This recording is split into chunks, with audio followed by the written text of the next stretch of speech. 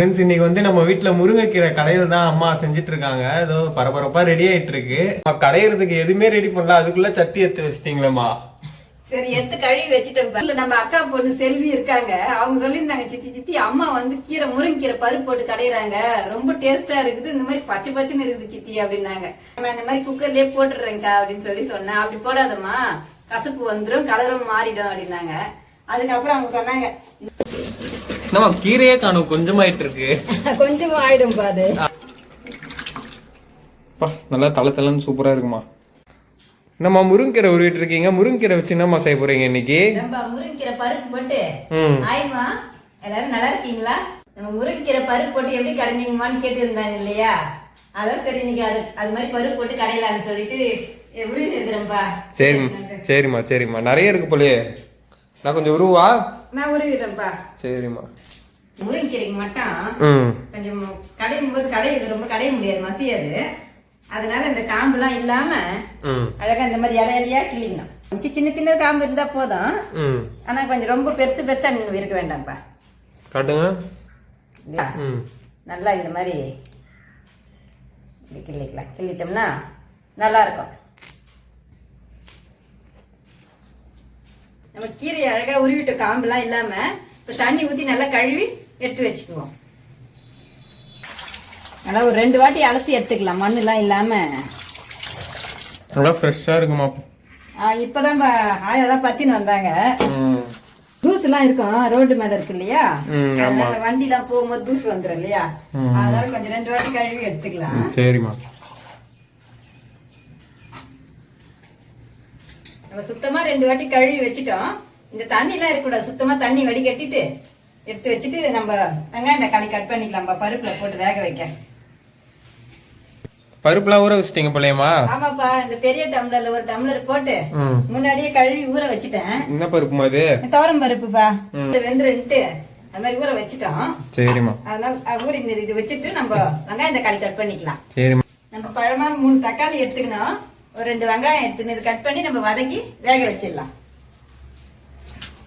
நான் ஒரு 3 மிளகாய் எடுத்துருக்கிறேன், நீங்க காரத்துக்கு தகுந்த மாதிரி போட்டுக்கோங்க, எத்தனை வேணாலும்.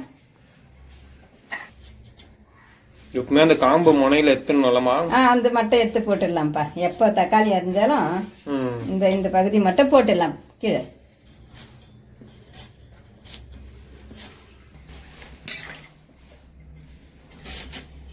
என்னம்மா சாப்பாடு வடிக்க சொம்புலாம் வச்சு அடிச்சு வச்சிருக்கீங்க? அது நிக்காதுப்பா, விழுந்துரும். அதனால ஏதாச்சும் அதுக்கு தகுந்த மாதிரி சொம்பு, சின்ன பாத்திரம்னா கிளாஸ் வச்சுக்குவேன், பெரிய பாத்திரம்னா இந்த மாதிரி சொம்பு வச்சுக்குவேன். ஃப்ரெண்ட்ஸ், இன்னைக்கு வந்து நம்ம வீட்டுல முருங்கைக்கீரை கடையில் தான் அம்மா செஞ்சுட்டு இருக்காங்க. ஏதோ பரபரப்பா ரெடி ஆயிட்டு இருக்கு. கடையிறதுக்கு எதுவுமே ரெடி பண்ணல, அதுக்குள்ள சட்டி எடுத்து வச்சிட்டீங்களேம்மா. சரி, எடுத்து கழுவி வச்சுட்டேன்ப்பா. சரி, வெந்துனே இருக்கட்டும். அதற்கு முன்னாடி எல்லாம் எடுத்து ரெடி பண்ணி வச்சுட்டேன். சரி சரி. ஃபர்ஸ்ட் அடுப்பு பத்த வச்சு பண்ணிடலாம்ப்பா. சரிம்மா சரிம்மா, பண்ணுங்க. இதுல கொஞ்சமா எண்ணெய் ஊத்தி இந்த வெங்காயம் தக்காளி வதக்கி கொஞ்சம் போட்டா டேஸ்டா இருக்கும். அதுக்காக தான் பச்சையா கூட போடலாம். நம்ம கொஞ்சம் இந்த மாதிரி போடும்போது பருப்பும் பொங்காம இருக்கும்.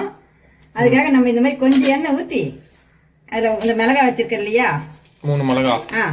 மிளகாய் வறுத்துக்கணும். அது கூடவே இந்த வெங்காயம் தக்காளி போட்டு வதக்கிட்டு நம்ம பருப்புல போட்டுக்கலாம்ப்பா. இந்த மாதிரி வதக்கிட்டு போட்டா பொங்காதுன்னு கூட டிப்ஸ் சொன்னீங்கம்மா.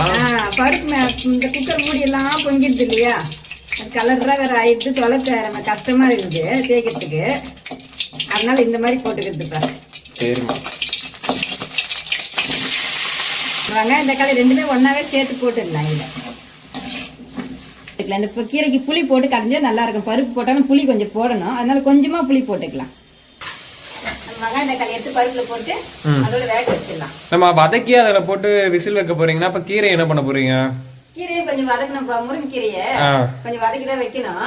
அதனால ஃபர்ஸ்ட் பருப்பு வெந்து இருக்கும், அதுக்குள்ள நம்ம கீரை வதக்கிக்கலாம். சரிம்மா. இப்ப இதை வதக்கி விசில் போட போறீங்களா? வதக்கி விசில் போட்டுடலாம்ப்பா. லைட்டா வதங்கினா போதும்ல? லைட்டா வதங்கினா போதும், ஒரு டேஸ்டா இருக்கும். நம்ம வெங்காயம் தக்காளி வதங்கிச்சு, இப்போ நம்ம பருப்புல போட்டு வேக வச்சிடலாம்.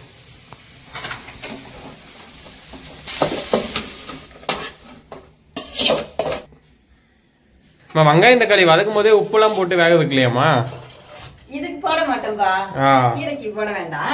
சரி கடையிறோம் இல்லையா, அப்ப போட்டுக்கலாம் உப்பு எல்லாம். இப்ப வந்து வெறும் வெங்காயம் தக்காளியை வதக்கிட்டு இதுல ஊத்திடுறீங்க? ஆமாப்பா. சரி, விசில் போட்டுடலாம்.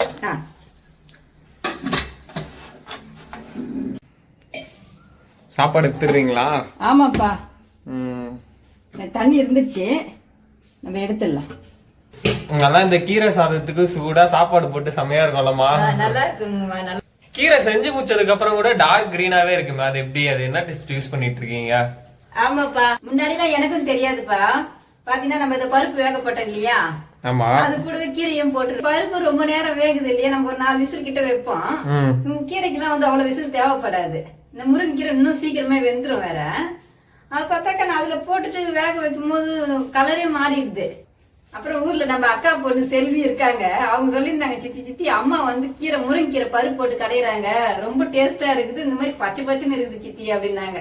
சரி, அப்புறம் நான் அக்காவுக்கு போன் பண்ணி, அக்கா இந்த மாதிரி முருங்கைக்கீரை பச்சை பச்சைன்னு கடையிறியாமே செல்வி சொல்லிச்சுக்கா, எப்படிக்கான்னு சொல்லி கேட்டேன். அப்புறம் அக்கா சொன்னாங்க, முருங்கைக்கீரை பருப்பு நீ எப்படிமா பண்ணுவாங்க, நான் இந்த மாதிரி குக்கர்லயே போட்டுடுறேன்க்கா அப்படின்னு சொல்லி சொன்னேன். அப்படி போடாதம்மா, கசப்பு வந்துடும், கலரும் மாறிடும் அப்படின்னாங்க. அதுக்கப்புறம் அவங்க சொன்னாங்க, இந்த மாதிரி கடாயில வச்சு கொஞ்சமா எண்ணெய் ஊத்தி அந்த கீரையை அதுல போட்டு ஒரு வதக்கி தட்டு போட்டு மூடிடுமா, மூடிட்டு வெந்த உடனே எடுத்து அப்புறம் நம்ம கடைஞ்சிட்டு அதுக்கப்புறம் பருப்பு அதுல போட்டுனா கலர் அப்படியே பச்சையாவே இருக்கும், டேஸ்டும் நல்லா சூப்பரா இருக்கும். அதாம்மா இப்ப ரீசெண்டா இந்த மாதிரி எல்லாம் செய்யறது எல்லாமே சூப்பரா இருக்கு.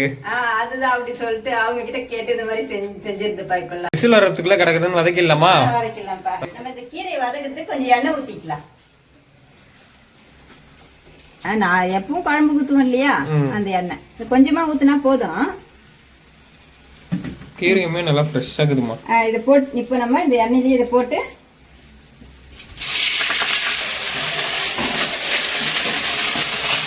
கீரை நம்ம நிறைய தட்டு நிறைய போட்டோம். அது பார்த்தா இந்த எண்ணெயில போட்டு வதக்கணும்னு கீரையை கொஞ்சமா ஆயிடும். ஆமாமா, அது வதங்கிச்சுனாலே சுருண்டுடும். நம்ம ஒரு கலரிட்டு தட்டு போட்டு மூடிடணும், இல்லைன்னா வேகாது. தட்டு போட்டு மூடிடலாம். எப்படி வருது பாருமா பச்சை வாசனை. இப்போ பச்சை வாசனை வரும்பா, பச்சையா போடுறோம் இல்லையா. நம்ம கொஞ்சம் சின்ன அடுப்பு பக்கமே வச்சு செய்யலாம். இதை பூண்டு எடுத்து இடிச்சு தாளிக்கிறதுக்கு நல்லா இருக்கும் வாசனையா. இடிச்சு போட போறீங்களா? இடிச்சு தாளிச்சுக்கலாம். பூண்டு போட்டு தாளிச்சா நல்லா இருக்கு இந்த குழம்புக்கு. ஆமாமா, அதனால நம்ம வந்து பூண்டை கழுவி இடிச்சுக்கலாம். கீரை வெந்துச்சான்னு பாத்துருவோம்.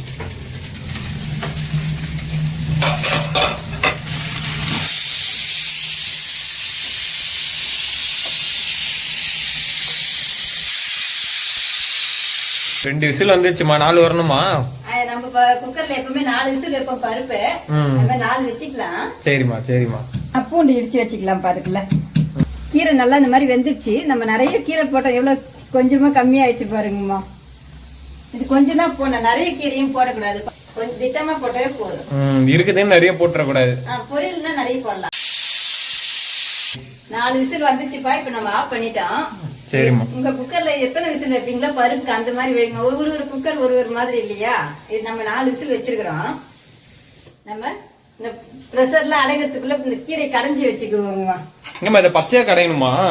இது தனியா இப்படி கடையணும்பா. இப்ப உங்களுக்கு இந்த மாதிரி சட்டியில கடையணும் முடியல, வீட்டுல சட்டி இல்ல அப்படின்னாக்கா நீங்க மிக்சி இருக்குங்க இல்லையா, மிக்சி ஜாரு, அதுல போட்டு ரொம்ப மைய கடைய வேண்டாம். நம்ம கீரை எல்லாம் கடையிறோம் இல்லையா, அந்த மாதிரி ஓட்டி எடுத்துக்குங்கம்மா.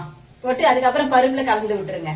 நம்ம சட்டியில தான் எப்பவும் கடைவோம், அதனால இந்த சட்டியில கடையலான்னு சொல்லிட்டு எடுத்து வச்சுக்கிறோம்.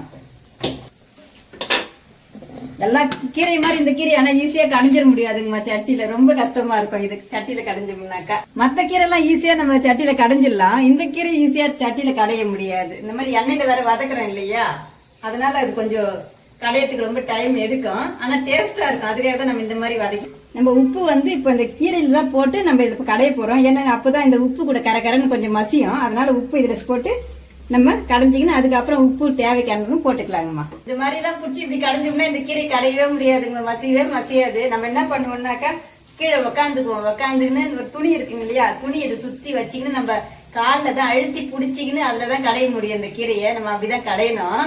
சட்டியில கடைஞ்சோம்னாக்கா நம்ம அந்த மாதிரி கடைஞ்சி எடுத்துக்குவோம். காலில் புடிச்சிக்கின்னு கடையிறேன்னு சொல்லிட்டு நினைச்சுக்காதீங்கம்மா. ஆனா கீரை இப்படிதான் கடைவாங்க. அப்பத்துல இருந்து அம்மா எல்லாம் கூட இப்படிதான் காலில் வச்சு அழுத்திக்கின்னு தான் கடைவாங்க. அப்படிதான் கீரை கடைய முடியும். சட்டியில கடையும் போது கையில மத்த கீரைனால கடைஞ்சிடலாம். இந்த மாதிரி எல்லாம் வந்து அழுத்தி கடையிற கீரை எல்லாம் அப்படிதான் புடிச்சு கடையணுங்கம்மா. நம்ம கீரையே காணும், கொஞ்சமாயிட்டு இருக்கு. கொஞ்சம் ஆயிடும் பாது.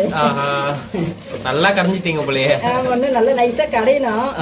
பார்க்க அப்படிதான் தெரியும். ஆனா பாத்தீங்கன்னா நம்ம தண்ணி ஊத்துன உடனே கீரை கீரையா ஆயிடும்பா. இப்படி பண்றதுனால தான் இந்த கிரீன் கலர் எல்லாம் டார்க்கா வருது போலயே. அதனாலதான். சரி சரி. பக்கத்துல பருப்பு வேற வெந்துச்சு, தண்ணி வேற வடிகட்டிட்டு இருக்கு. தண்ணி கொஞ்சம் கொஞ்சமா இதுல விட்டு கடைஞ்சிக்கலாம். சுத்தமா கடைய முடியாது இல்லையா? சரி சரி. பருப்பு எடுத்து இப்ப போட்டு கீரை நல்லா மசிஞ்சிச்சு. இப்ப நம்ம பருப்பு போட்டு இது கூடவே கடைஞ்சிக்கலாம். பருப்பு தண்ணி எப்பமா லாஸ்டா ஊத்திப்பீங்களா? லாஸ்டா ஊத்திக்கலாம்ப்பா. தண்ணி இப்ப ஊத்த முடியாது இல்லையா, மேல எல்லாம் அடிக்கும். நல்லா தண்ணி இல்லாம கடைஞ்சிட்டு அதுக்கப்புறம் ஊத்திக்கலாம். நல்லா கடைஞ்சிட்டீங்களே. நல்லா கடையணும்பா. அழகா கடைஞ்சி முடிச்சிட்டீங்க போலயே. Final stage. ஆமாப்பா. சூப்பரா இருக்குமா. நல்லா தளன்னு சூப்பரா இருக்குமா. நம்ம இப்ப தாளிச்சிக்கலாம் கீரையை. இந்த குழம்பு பேரு முருங்கைக்கீரை குழம்பாமா? முருங்கைக்கீரை பருப்பு போட்டு கடைஞ்சிருக்கிறோம்ப்பா. முருங்கைக்கீரை பருப்பு கடையல். சூப்பர்மா. பாத்தீங்கன்னா இப்ப நம்ம இதுக்கு பச்சை தண்ணி எல்லாம் ஊத்தக்கூடாது. நம்ம இப்ப கடைஞ்சிருக்கு இல்லையா, அப்படியேதானே வச்சிருக்கு. அப்படியே தாளிச்சிட போறோம். உப்புலாம் வந்து நம்ம கரெக்டா செக் பண்ணி போட்டுட்டு தண்ணி மட்டும் காய வச்சு ஊத்திக்கலாம். தண்ணி அப்படி தண்ணி வேணும் ரொம்ப திக்கா இருக்குதுன்னு சொன்னா சுடு தண்ணி காய வச்சு ஊத்திக்கலாம். பச்சை தண்ணியா ஊத்தக்கூடாது. பச்சை தண்ணி ஊத்தக்கூடாது. சூட்லயே உப்பு போட்டுக்கலாம். நம்ம பருப்பு தண்ணி எல்லாம் வச்சிருந்தோம் இல்லையா, அது தேவையான அளவுக்கு உப்பு போட்டுக்கலாம். பூண்டு எல்லாம் தாளிச்சு போடுவோம், அது கொஞ்சமா எண்ணெய் ஊத்திக்கலாம். கடுகு உளுத்தம் பருப்பு போட்டுக்கலாம். இது கூடவே சீரகம் போட்டுக்கலாம். கூடவே 2 காஞ்ச மிளகாய் ஓட்டை போட்டு போட்டுக்கலாம். அழகா இருக்கும் பாக்குறதுக்கு. அதுக்காக இப்படி இடிச்சு வச்சிருக்கு இல்லையா பூண்டு, இதை போட்டு பூண்டு கொஞ்சம் நல்லா செவுக்க வறந்த உடனே எடுத்து கீரையில ஊற்றிக்கலாம். இப்படியே வாசனை வந்துச்சு. நல்லா வாசனையா தாளிச்சாதாம வாசனை நல்லா வருது. வாசனை அந்த பூண்டு வாசனை இன்னும் நல்லா இருக்கு. போதும். இப்ப நம்ம எடுத்து கீரையில போட்டுக்கலாம். அடுப்பு ஆஃப் பண்ணிட்டு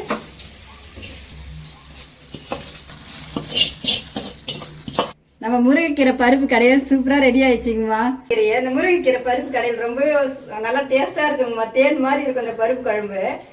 பாத்தீங்கன்னா முருங்கைக்கீரை இல்லையா, ரொம்ப உடம்புக்கு நல்லது. இது இரும்பு சத்து சொல்லுவாங்க இதுக்கு. நம்ம இந்த கீரைக்கு உருளைக்கிழங்கு தொக்கு மாம்பழம் எல்லாம் கட் பண்ணி வச்சிருக்கீங்க. ஆமாப்பா, இந்த கீரைக்கு இந்த மாதிரி சாப்பிட்டா நல்லா இருக்கும். சரிம்மா வச்சிருக்கிறோம். வாங்கம்மா எல்லாரும் சாப்பிடலாம். இந்த வீடியோ பிடிச்சிருந்தா லைக் பண்ணுங்க, ஷேர் பண்ணுங்க, கமெண்ட் பண்ணுங்க. சத்யாமா சேனல் மறக்காம சப்ஸ்கிரைப் பண்ணுங்கம்மா.